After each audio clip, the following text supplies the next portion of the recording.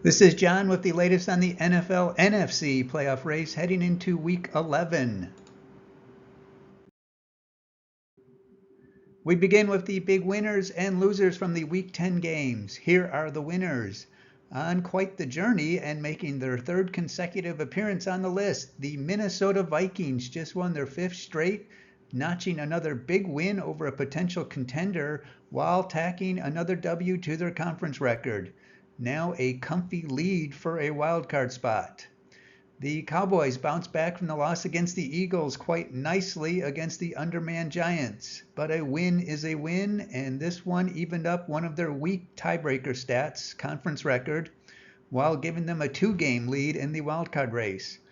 And the Buccaneers were the only NFC South team to win, so that put them right back into the division race while staying on at least the fringe of wildcard contention. And now the not winners.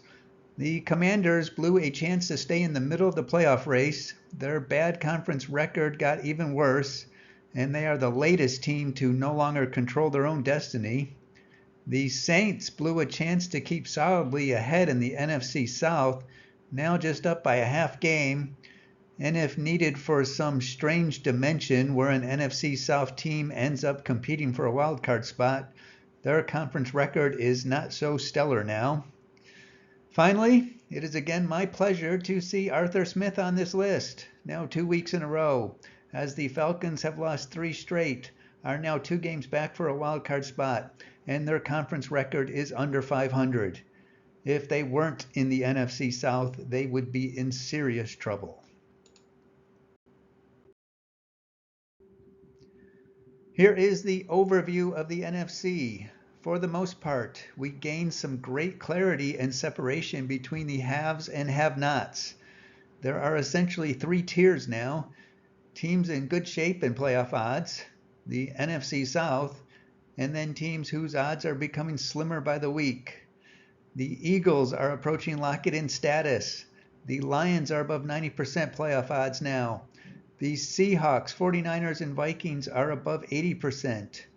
Note the strong positions each of those have in possible tiebreaker situations. Seahawks with a 5-1 conference record. 49ers isn't too shabby either, and they hold a win over the Cowboys. The Vikings hold wins over the 49ers, Saints, and Falcons, along with a nice 6-2 conference record, so they are still mathematically ahead of the Cowboys in odds. The Cowboys are around 80% chances. They've evened up their conference record, but don't have any wins over likely contenders. The trio of teams playing leapfrog in the NFC South is next. Saints have the best record and thus have about 50-50 odds to make the playoffs. The Buccaneers, back in it just north of 40%, do have wins over the Saints and Vikings to keep in mind. Not a terrible conference record. The Falcons do have a win over the Buccaneers so far for future consideration. The Commanders and Packers have dropped into the danger zone with the rest of the win-starved teams. All the teams in this danger zone, at least for now, do not control their own destiny. There are possibilities out there in scenario land where they win out and don't make the playoffs.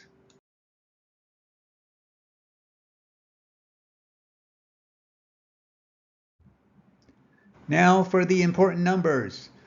The computer did find scenarios in which the Falcons, Panthers, Buccaneers, Packers, Vikings, Giants, and Cardinals could go to the postseason with just 6 wins.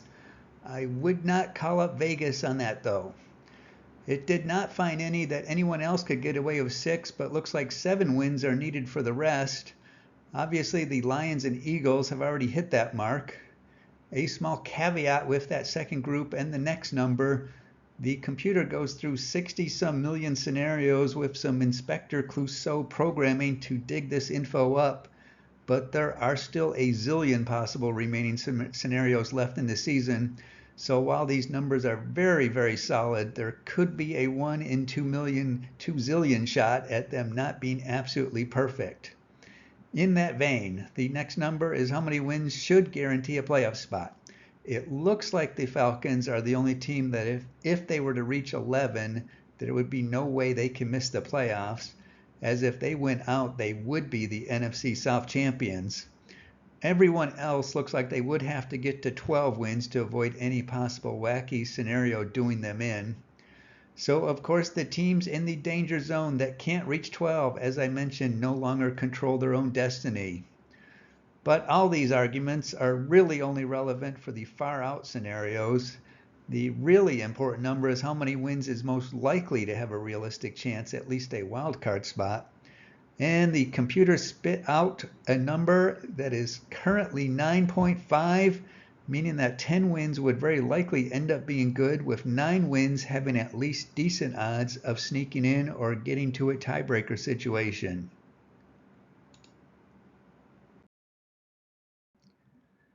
Next, looking at the divisions, starting with the NFC East. The Eagles rested while the Cowboys again got within some semblance of closeness. Eagles still overwhelming favorites to take the division, while both of them look destined for postseason. Eagles do have the tough stretch that I keep talking about, and they keep ignoring. Chiefs, Bills, 49ers before the Cowboys rematch. Cowboys get Panthers, Commanders, and Seahawks, so it might not be a surprise if the rematch is worth something. Commanders do have the Giants this week to try to stay relevant, but then Cowboys and Dolphins, and later on finish the season with 49ers and Cowboys again. So mapping out 9 wins at the minimum is a tough assignment. Computer says around 11 or 12 wins should be good enough to take the division, but I cannot argue with TeamRankings.com projections that the Eagles will need 13 to do so. Thanks to them as always for letting me use their stuff.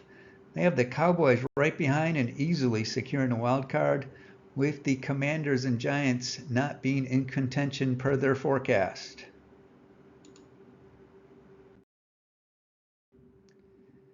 In the NFC North, maybe the 2 stories of the year in the NFC, Lions, the offensive powerhouse everyone dreamed of, and the Vikings winning somehow, some way against the odds. Just like most of the divisions in the NFC, looks like it will just be a 2-team race. Lions near 70% chances to win the division. Again, these two do not play each other until week 16 and 18. Lions have just played 1 game in the division, so that means 5 of their final 8 could be the usual bloodfests of the NFC North. They play the Bears this week and then the Packers. Vikings get the Jekyll and Hyde Broncos and then the Bears before their bye. I mentioned it earlier. The Vikings with that real nice 6-2 conference record that could come into play later for tiebreaker purposes. Computer guesses that it will take between 10 and 11 wins to claim the division. Again, 9 or 10 likely needed for wild card. Team Rankings concurs. They have the Lions getting 12 to win it, with the Vikings going 10 and 7 for a wild card spot. No one else forecast to be competing.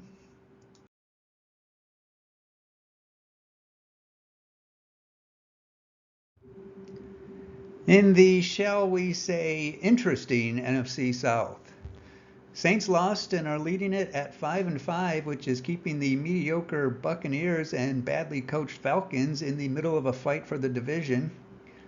Saints odds to win the division are 4 out of 10, the other 2 around 3 out of 10, with most of each team's playoff odds resting on winning the division.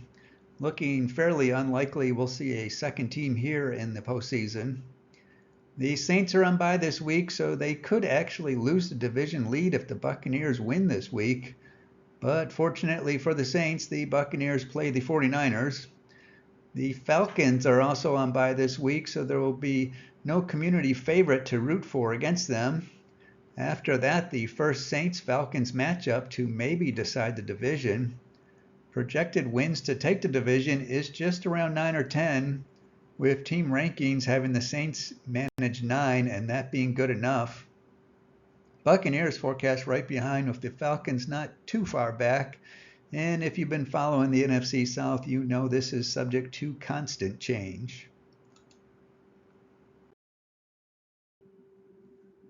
49ers and Seahawks making the NFC West another 2-team race.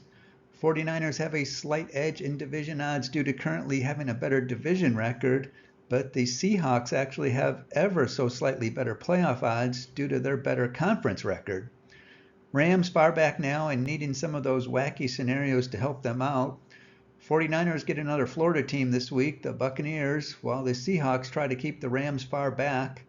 Then next week, these two play their first meeting of the season and do it again 2 weeks later. Computer projections are for 10 or 11 wins to be needed for the division. Team rankings agrees they have the 49ers reaching 11 compared to the Seahawks 9, but the 9 being good enough for the last wildcard spot, with the Rams and Cardinals off in the sunset somewhere.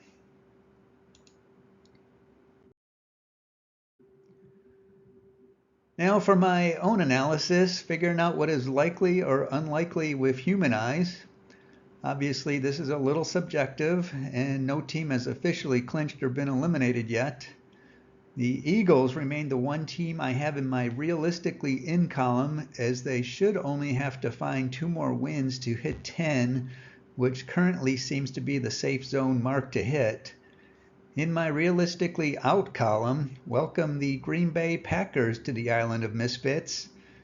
These teams would need to do some circus acts to hit a win number that has a decent chance of being good enough, currently 9 wins.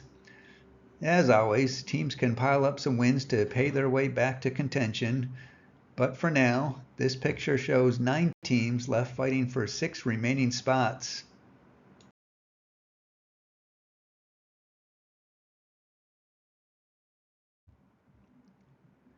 For Week 11, there are no scenarios for any team to clinch a division or playoff spot. It looks like, trying to read the tea leaves, the Eagles at the earliest could maybe clinch something in 3 weeks. And there are no scenarios in which anyone can be eliminated from playoff contention this week. So the Panthers, owing much to their division, will live to fight another week. Finally, there are 5 intra-conference games in Week 11. Looking at what outcomes would be better for the non-combatants as far as playoff odds. First couple are super simple. Everybody else is better off if the 2 teams at the bottom, Panthers and Giants, trying to drag teams in contention down to their level. In the Bears-Lions game, most teams would be better off with the Lions running away with the division and not letting the Bears even think about being in the wildcard race. But strangely, the computer says the Saints and Rams are slightly better off of a Bears win. The last 2 are interesting. Buccaneers at 49ers. Computer says that only teams that don't have much hope anyway are better off of a Buccaneers win. And in the Seahawks-Rams game, again, mostly teams that aren't really in the race anyway should root for the Rams, with the addition of the Saints. Everyone else would be better off of the Seahawks not letting the Rams back into the race.